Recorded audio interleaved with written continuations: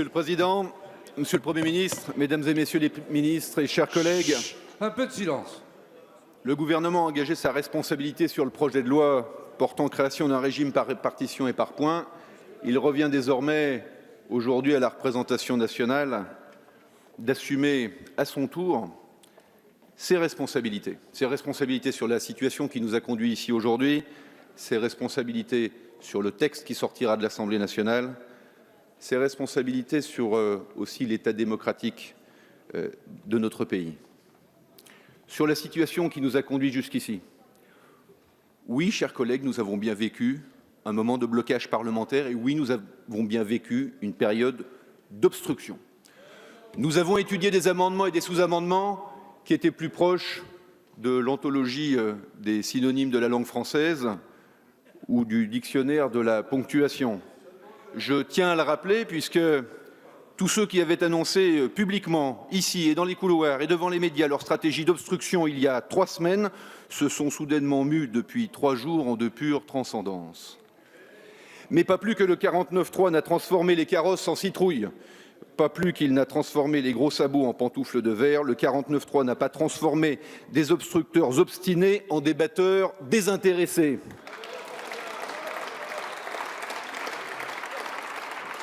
Et si l'obstruction est un droit, pas un devoir, mais qu'elle est un droit, on peut même lui reconnaître une fonction tribunicienne, un prétexte, certes, chers collègues, pour soulever des questions de fond. Nous avons observé que sur chaque sujet, ces amendements, ces divers sous-amendements étaient plus prétexte à un débat décousu. Nous parlions pénibilité, nous allions vers les retraites agricoles. Des retraites agricoles, nous passions à la part du PIB consacré à nos systèmes de retraite. Puis nous repassions à des cas particuliers sur certaines professions. Et enfin, nous arrivions sur les retraites progressives, sur la gouvernance, en passant par le financement. Et sur chaque amendement et sur chaque sous-amendement, nous recommencions. Nous avons fait 100 fois le tour de la loi, peut-être 3 fois le tour du monde, dans un ordre alphabétique de pays plutôt que dans une progression logique.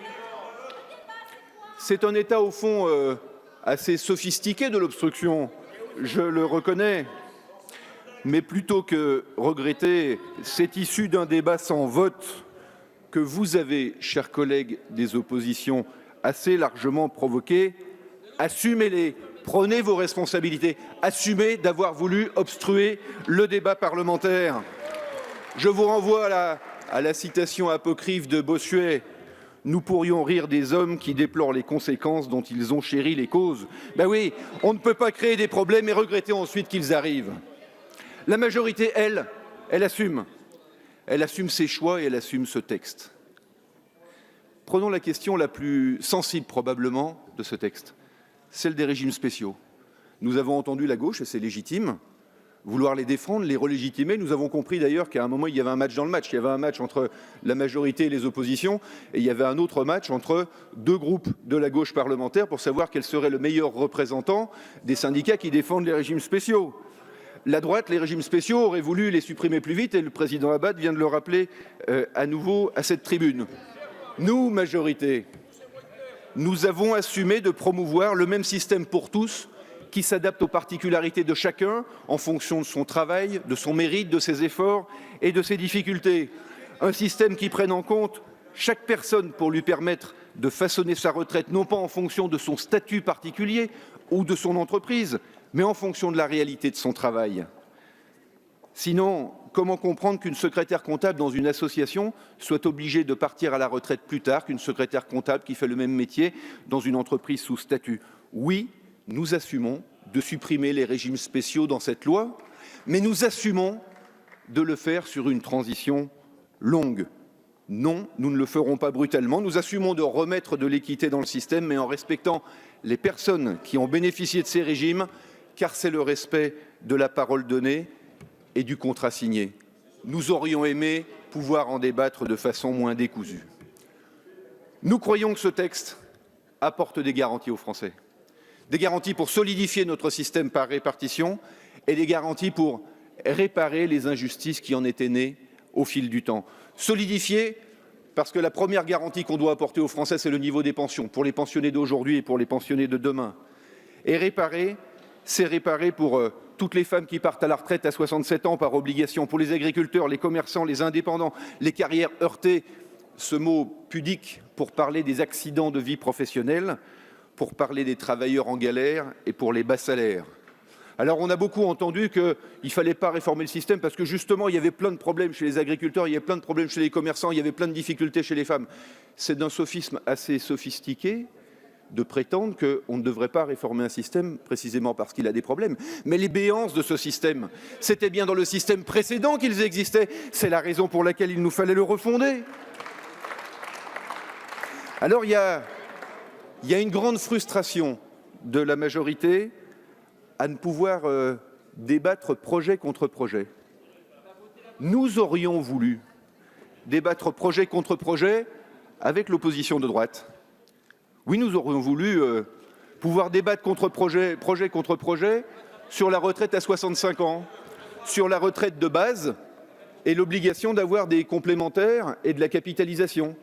Parce que nous pensons que ce système-là, c'est un système qui désavantage les plus faibles, les plus bas revenus, parce que quand on a une carrière heurtée, il faut courir après plusieurs complémentaires, et quand on a de bas revenus, on ne peut pas accéder à la capitalisation. Nous aurions voulu aussi débattre avec les oppositions de gauche sur la retraite à 60 ans et sur un nouveau régime de retraite qui devrait consacrer 17 à 18% de notre PIB plutôt que 13 ou 14%. Mais nous sommes le pays qui consacre le plus d'argent à notre système de retraite. Et plus, ce serait demain moins pour l'hôpital public, pour la justice, pour la dépendance, pour les forces de l'ordre, pour l'école.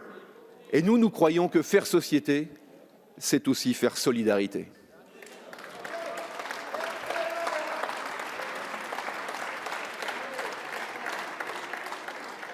Alors il y a beaucoup de frustration, mais heureusement le gouvernement, et je le remercie, a accepté d'intégrer des amendements de la majorité, et je le remercie d'autant plus à accepter d'intégrer des amendements de l'opposition, car dans les oppositions responsables, il y avait sans doute aussi beaucoup de frustration à ne pas pouvoir défendre ces projets et ces avancées. Et le texte qui sortira d'ici ne sera pas celui qui y est entré. Nous avons ainsi pu progresser sur la gouvernance, apportant de nouvelles garanties aux Français et à la représentation syndicale. Nous avons apporté de nouvelles garanties sur les droits familiaux et en particulier sur les femmes aux plus bas salaires. Nous avons apporté des avancées supplémentaires sur la retraite progressive, avec cette notion de transmission, de tutorat, qu'en fin de carrière, toute femme et tout homme qui a accumulé une expérience professionnelle doit pouvoir transmettre. Nous avons progressé sur la pénibilité, car si demain il doit y avoir un âge d'équilibre, comme dans tout système de retraite, cet âge d'équilibre doit pouvoir être modifié, doit pouvoir être amodié en fonction de l'usure physique de chaque métier assumé par les Françaises et par les Français, parce que c'est ça la justice. Heureusement, nous avons aussi dans ce texte intégré des avancées qui étaient celles de la négociation avec la représentation syndicale, sur les transitions, sur le minimum contributif et sur les garanties apportées aux régimes autonomes. D'abord, nous avons pu intégrer dans cet hémicycle des garanties pour les réserves des régimes autonomes. C'est la garantie majeure qu'il nous fallait leur apporter, que ceux qui ont constitué les réserves puissent continuer d'en disposer. Et nous avons aussi voté les meilleures conditions possibles de transition, et en particulier, je veux le dire et m'y arrêter un instant, pour les avocats. Nous avons inscrit dans ce texte la meilleure manière de les accompagner, car c'est difficile, évidemment, de vivre dans leur situation. Ils ont pris leurs responsabilités. Conscients d'une évolution démographique, ils avaient déjà voté une augmentation de leurs cotisations. Et nous avons fait en sorte, en inscrivant dans ce texte des dispositifs d'accompagnement, qu'aucune augmentation ne soit nécessaire d'ici 2029 et qu'à partir de 2029, une augmentation de 10 à 15 € par mois leur permette d'accéder au nouveau régime universel. Mais pour autant, je veux dire que pour la profession d'avocat, ça peut être un effort. Parce que contrairement à ce qu'on peut entendre ici ou là dans la rue, des caricatures qui diraient que les avocats sont forcément tous très bien payés, sont tous forcément des notables. Ce n'est pas la situation pour les jeunes avocats, ce n'est pas la situation des petits cabinets. Et donc ce qui se joue derrière, ce n'est pas seulement la question des retraites des avocats.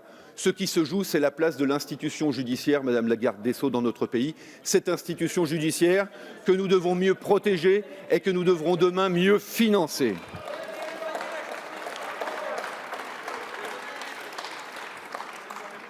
Et malgré toutes ces frustrations, heureusement bien sûr, le texte va continuer de vivre.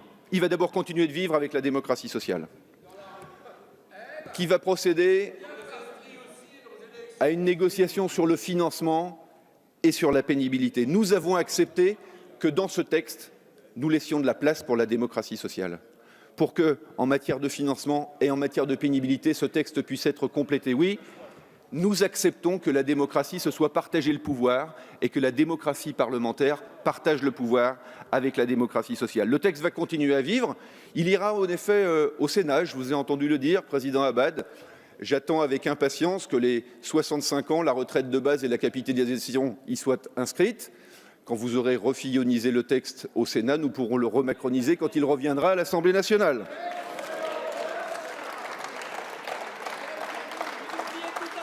Et puis ce texte, évidemment, continuera demain avec le projet de loi organique, car nous continuons, chers collègues. Et là, ce serait une excellente occasion pour voir ce que sera l'attitude de tous ceux qui avaient opportunément prétendu qu'ils n'avaient pas fait d'obstruction pendant 15 jours, pour voir comment ils se comporteront à partir de demain. Rendez-vous demain pour voir si nous allons enfin travailler sur le fond. Je voudrais, pour terminer, dire quelques mots sur l'état de notre démocratie. Parce que depuis samedi, on a entendu de grands mots monter sur de grands chevaux. De la brutalité, de la violence, du déni de démocratie. Tout ça pour l'utilisation d'un article 49.3 qui avait par le passé permis de voter le Fonds de solidarité vieillesse, l'acte 2 de la décentralisation, le CSA ou la CSG. Excusez du peu. Mais je voudrais dire que dans une démocratie, mes chers collègues, des opposés ne sont pas forcément des adversaires, ne sont pas toujours des ennemis, et Président Chassaigne ne sont pas non plus forcément des petits soldats ou des supplétifs de petits soldats. Je voudrais dire que dans une démocratie, un contre-argument n'est pas forcément un mensonge qui recèlerait des intentions cachées. Je voudrais dire dans une démocratie que le débat public, ce n'est pas forcément la guerre et la guerre de tranchées à l'Assemblée nationale, que dans une démocratie, face à une réforme, il existe d'autres formes d'expression que d'en demander à chaque fois, à chaque réforme, le retrait, sinon rien. Rien.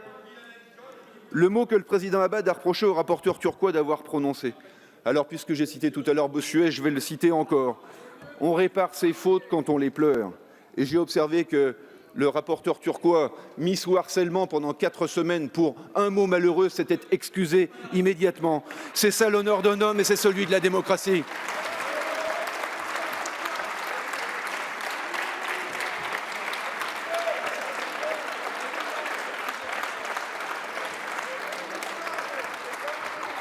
Nous devons, mes chers collègues, mesurer notre responsabilité dans le débat public, qui n'est pas toujours celui du vacarme en stéréo que vous venez de m'infliger les uns et les autres. Nous pouvons, dans une démocratie, préférer tous la négociation à l'obstruction.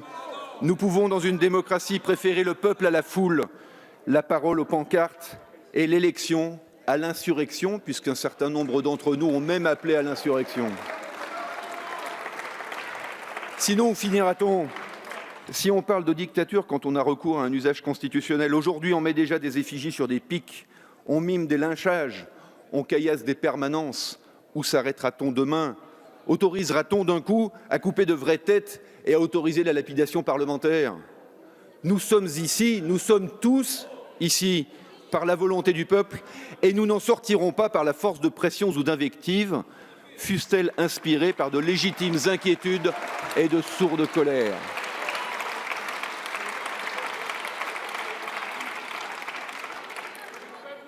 Il y a des colères, il y a des inquiétudes, mais notre devoir, c'est de ne pas les attiser et de ne pas les enflammer, quels que soient nos bancs. Nous respectons la parole de chaque banc. Alors bien sûr, le groupe MoDem ne votera pas à la censure, d'autres la voteront, mais le groupe MoDem, et je crois une très large majorité de ceux qui sont ici, nous appellent tous à ne pas censurer aussi les règles de respect et d'honneur dans une société qui a besoin d'ordre et de paix. Cette Assemblée nationale peut redevenir le lieu de la démocratie vivante si nous portons un peu plus de respect à nos paroles, à nos convictions différentes, et c'est ainsi que nous pourrons montrer un chemin d'espérance aux Français. Je vous remercie.